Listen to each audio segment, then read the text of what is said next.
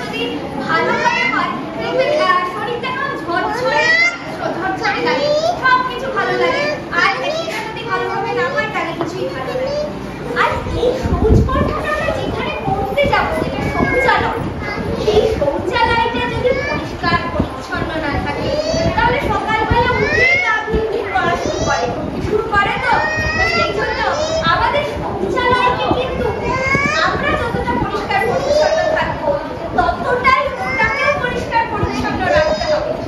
কিভাবে রাখবো আমরা পরিষ্কার পরিচ্ছন্ন? অ্যাসিড, ফেনল এসব ইউজ করবো? দরকার নেই। এগুলো ইউজ করা বরঞ্চ অনেক বেশি ক্ষতিকর।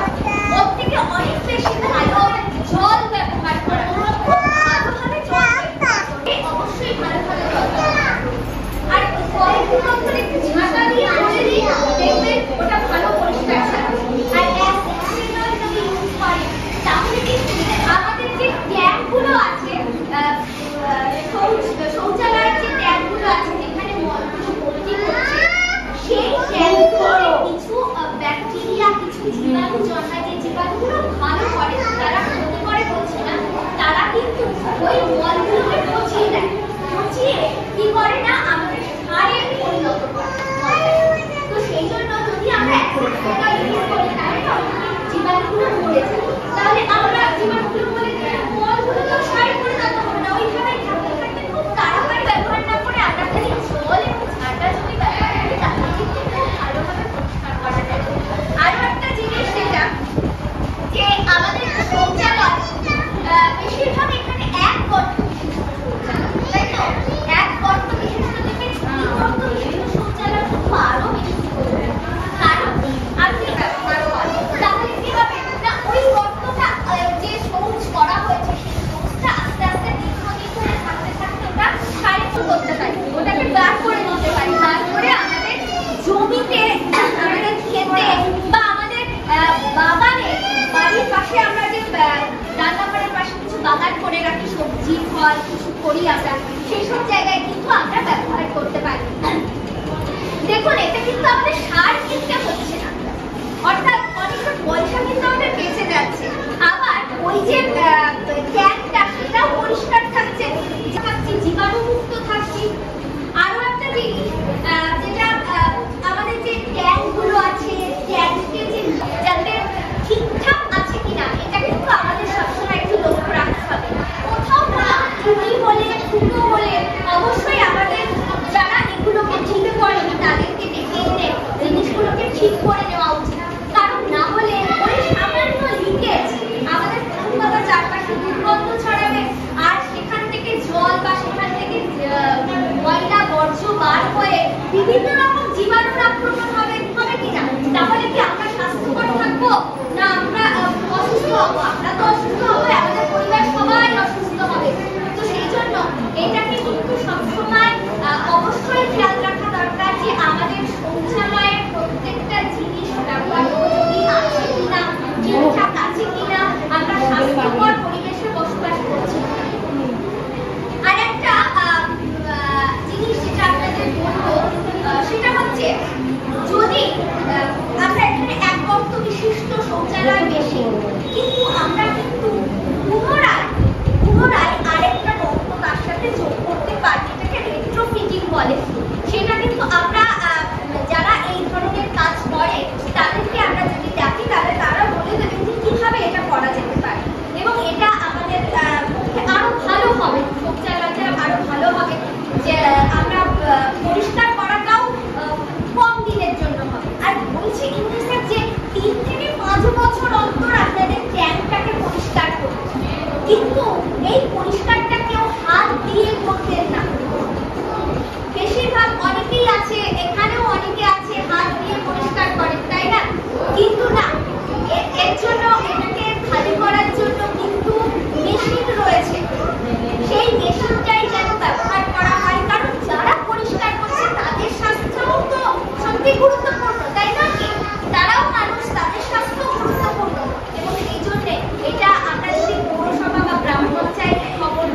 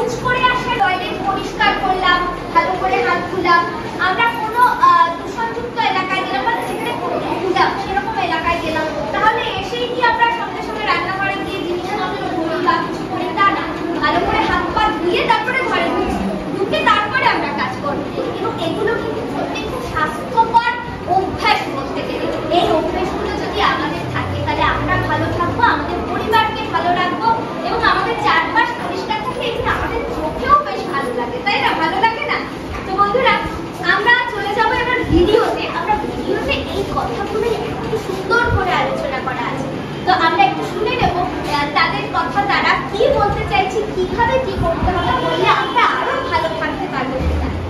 আর এই ভিডিওটাতে দেখানোর আগে কিন্তু আমি আপনাদের 3টে প্রশ্ন করব। ভয় পাওয়ার কোনো কারণ নেই, ভাবলে টাবলে দেবো না, প্রশ্নটা করে খুব সহজ প্রশ্ন করবো। আর এই প্রশ্নগুলোর যদি উত্তর হ্যাঁ হয় তাহলে কিন্তু আপনারা আমাকে একটু সমর্থন করবেন এবং হাতটা তুলে। আর যদি মনে হয় না আমি এটা ভুল বলেছি বা এটার উত্তর না হবে তাহলে হাতটা অবশ্যই নামিয়ে রাখবেন, ঠিক আছে? আর প্রথম প্রশ্ন, শৌচালয়কে সঠিকভাবে কার্যকরী রাখতে এবং দীর্ঘদিন ধরে আমরা যাতে ব্যবহার করতে পারি সেই রকম ব্যবহার উপযোগী রাখতে বর্জ্য উপচে পড়াকে রোধ করতে হবে। আমি এখানে ট্যাঙ্ক পরিষ্কার করার কথা বলছিলাম না, আমাদের যাতে ট্যাঙ্কে ভর্তি হয়ে উপচে না পড়ে সেদিকে আমাদের খেয়াল রাখতে হবে এবং 3 থেকে 5 বছর অন্তর এই শৌচালয়ের ট্যাঙ্কটাকে পরিষ্কার রাখতে হবে, তবেই আমরা স্বাস্থ্যকর থাকবো। তো মনে হয় হ্যাঁ এটা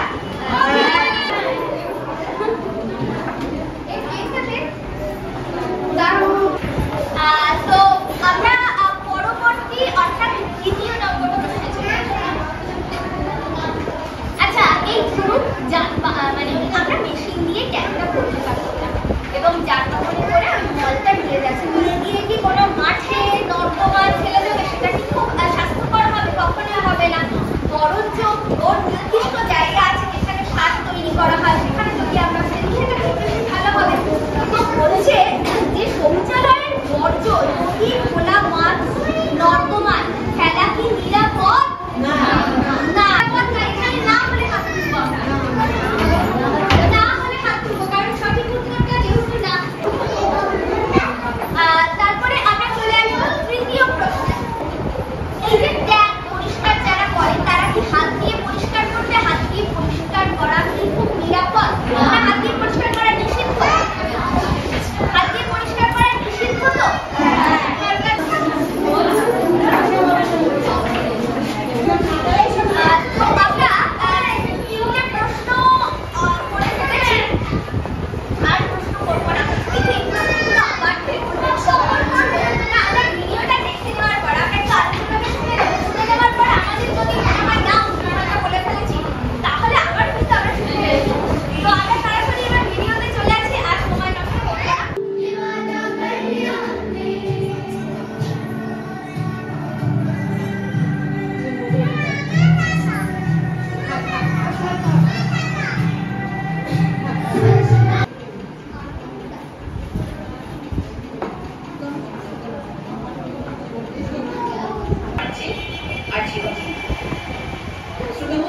আজ আমরা একটি বিশেষ সমালোচনামূলক অনুষ্ঠানে শুরু করতে চলেছি। কখনোই এটা একটা ব্রেক না। কেন? এই বিষয়ে তোমার সঠিক পরিকল্পনা কি বলবো? আমি বলতে চাই যে তুমি প্রতিবার কোনো সূত্র ছাড় এমন একটি বিষয়ে তুমি অনুষ্ঠান শুরু করো, আসলে আমি এটা আমার জন্য খুবই আকর্ষণ নয়। ঠিক আছে, তুমি কি জানো কি বিষয়ে আমরা কথা বলতে যাচ্ছি? চলো দেখি তুমি কিভাবে এটিকে আকর্ষণীয় করো দেখি। আমি বলতে চাই যে আমি নিশ্চিত করবো যে এটা শুরু করে ফেলেছে। এটা খারাপ পরিকল্পনা না, তাহলে শুরু করা যাক। আর এখানে কি কোনো পুরস্কারের ব্যবস্থা আছে? অবশ্যই, যারা সঠিক উত্তর দেবে তাদের নাম উল্লেখ করা হবে। আচ্ছা, বিষয়টি কিন্তু বেশ মজাদার, আমরা এটা করতেই পারি। ঠিক আছে, আমাদের অনুষ্ঠান শুরু করি। কার্যকরী শৌচালয়ের মূল উপাদান উল্লেখ করতে পারবেন। শৌচালয় প্রত্যেক বয়সী ব্যক্তির জন্য সুলভ এবং ব্যবহারযোগ্য হতে হবে। রোগ ছড়ানোর হাত থেকে বাঁচার জন্য শৌচালয় থেকে নির্গত বর্জ্য সেপটিক ট্যাঙ্ক বা নিবদ্ধ বিশুদ্ধের সঙ্গে ফ্লাশ করা, স্বচ্ছতা এবং জীবাণুমুক্ত রক্ষা বের জন্য পর্যাপ্ত জল সরবরাহ অবশ্যই। তুমি শৌচ বর্জ্য জৈব সারের উন্নত হতে কত সময় সিল করা তলাবাদীকে শৌচ নিশ্চয়ই কিছু না কিছু গুরুত্বপূর্ণ তথ্য আমরা পেয়েছি আমাদের মধ্যে। তো আবারই বলবো, অবশ্যই পরিষ্কার পরিচ্ছন্ন থাকুন, সুস্থ থাকুন, এটা আমাদের আপনাদের সকলের কামনা।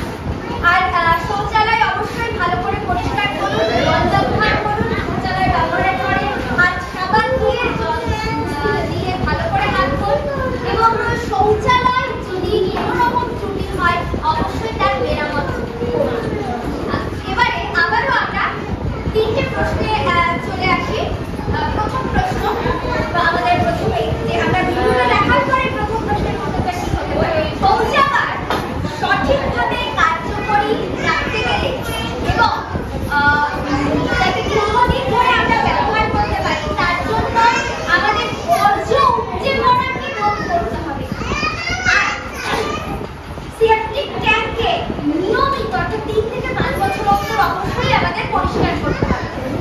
তোমরা